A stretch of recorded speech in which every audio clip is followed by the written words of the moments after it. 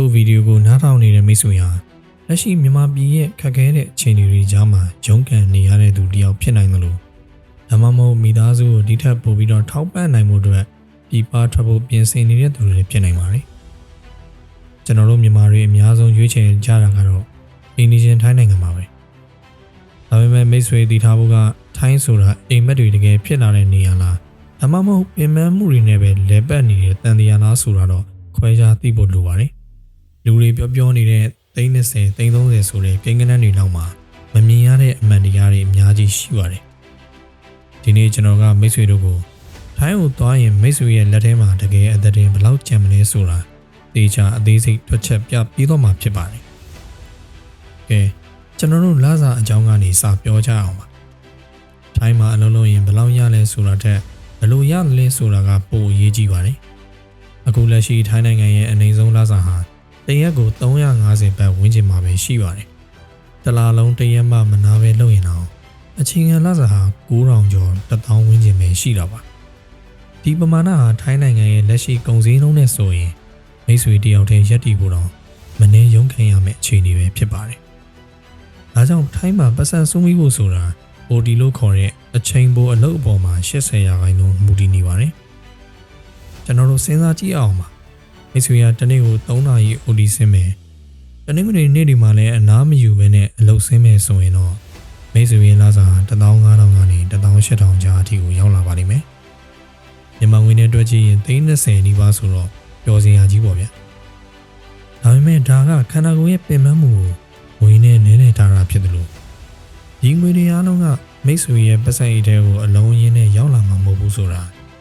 သိစေချင်ပါတယ်။ရတဲ့ငွေကိုသိပြီဆိုရင်တော့ပြန်ထွက်သွားမယ့်ငွေတွေကိုလည်းကျွန်တော်တို့အတူတူကြည့်ရအောင်ပါ။ဒါကလည်းမိတ်ဆွေရဲ့အိမ်မက်တွေကိုဆုံးဖြတ်ပြီးမှပိုင်းပဲဖြစ်ပါတယ်။ပထမဆုံးတစ်ခုကတော့အိမ်လားကားနဲ့မီးကားပါ။ထိုင်းနိုင်ငံမှာအခန်းငှားကားကသက်သာတယ်လို့မရှိပါဘူး။မိတ်ဆွေကတီးတန့်နေခြင်းနဲ့ဆိုရင်တော့ဝင်ငွေရဲ့4ပုံတစ်ပုံကအခန်းငှားနဲ့တင်ကုန်သွားပါလိမ့်မယ်။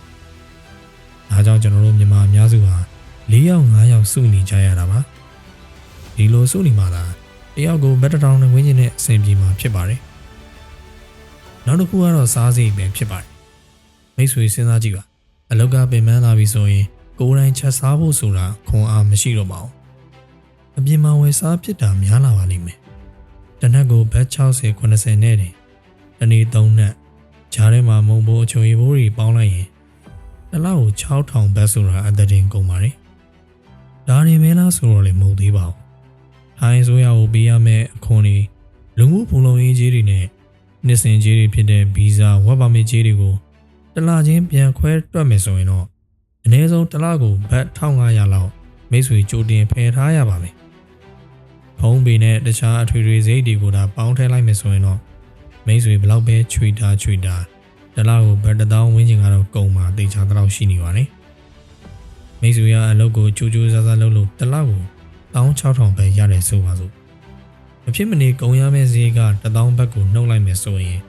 မိတ်ဆွေရဲ့လက်ထဲမှာ6000ဘတ်ဝန်းကျင်ကျန်ပါတယ်။မြန်မာငွေနဲ့တွက်ရင်တော့8သိန်းဝန်းကျင်ပေါ့။မိတ်ဆွေကိုကျွန်တော်မေးချင်တာက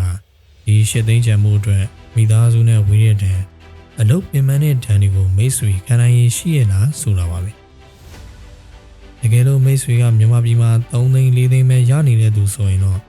ဒီ8သိန်းဟာမိသားစုအတွက်အများကြီးထောက်ပံ့မှုဖြစ်စေပါတယ်ဒါပေမဲ့မြန်မာပြည်မှာတင်9သိန်း8သိန်းရနေပြီဆိုရင်တော့ထိုင်းကိုသွားဖို့ဆိုတာမတန်ဘူးလို့ကျွန်တော်အကြံပြုချင်ပါတယ်ဒါတွေအပြင်ထိုင်းမှာကငွေစုနိုင်မှုအတွက်စိတ်ဓာတ်ကအလွန်အရေးကြီးပါတယ်ပတ်ဝန်းကျင်မှာအပျော်အပါးတွေလောင်းကစားတွေနဲ့မိတ်ဆွေရဲ့ပတ်စံကိုစားမဲ့ထောင်ချောက်တွေလည်းနေရာတိုင်းမှာရှိနေပါတယ်။အနည်းချုပ်ပြောရရင်တော့ထိုင်းနိုင်ငံဟာကြိုးစားတဲ့သူစီကံရှိတဲ့သူတွေအတွက်တော့အခွင့်အလမ်းတွေရှိနေသေးပါ။ဒါပေမဲ့အိမ်မက်မဲ့ုံနဲ့တော့မရပါဘူး။လက်တွေချတွက်ချက်တတ်ဖို့လိုပါတယ်။မိတ်ဆွေတို့ဘယ်လိုထင်လဲ။ထိုင်းမှာလုံးနေတဲ့မိတ်ဆွေတွေရှိရင်လည်းတစ်လကိုတကယ်ရောဘယ်လောက်စုမိလဲဆိုတာကွန်မန့်မှာမျှဝေပေးခဲ့ပါဦး။မိတ်ဆွေတို့ရဲ့အတွေ့အကြုံကနောက်ထပ်သွားမဲ့သူတွေအတွက်အများကြီးအထောက်အကူဖြစ်စေမှာဒီလိုဝင်ငွေလစာအကြောင်းတွေကိုစိတ်ဝင်စားနေဆိုရင်ကျွန်တော်ရဲ့ Burmese Saver Channel လေးကို Subscribe လုပ်ထားဖို့မမေ့ပါနဲ့။နောက်ထပ်ဗီဒီယိုသစ်တွေနဲ့အမြဲတမ်း update တင်နိုင်ဖို့ notification လေးကိုနှိပ်ပေးခဲ့ပါဦး။နောက်ထပ်ဗီဒီယိုမှာပြန်တွေ့ကြမယ်။